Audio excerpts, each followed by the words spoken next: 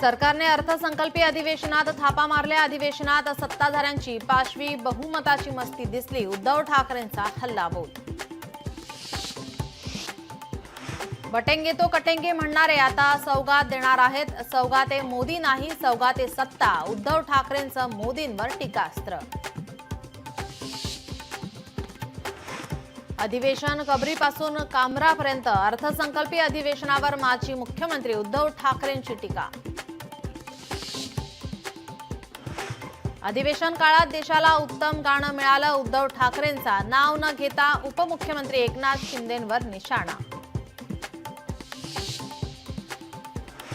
संतोष देशमुखांना सुदर्शन घुलेनं जीवे मारण्याची धमकी दिली होती. आबादा कंपनीतील वॉचमॅनचा महत्त्वाचा जबाब. लोकशाही मराठीला सूत्रांची माहिती. कामराच्या युट्यूब चॅनलला दहशतवादी संघटनांचं फंडिंग. शिवसेना नेते राहुल कनाल यांची खार पोलिसात तक्रार. कुणाल कामरा विरोधात देशद्रोहाचा गुन्हा दाखल होणार का, याकडे लक्ष.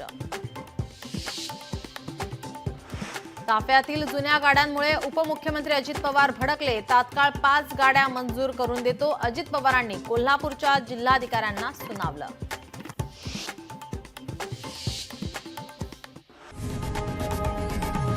लोकशाही मराठी ऐका, पहा, जागरूक रहा.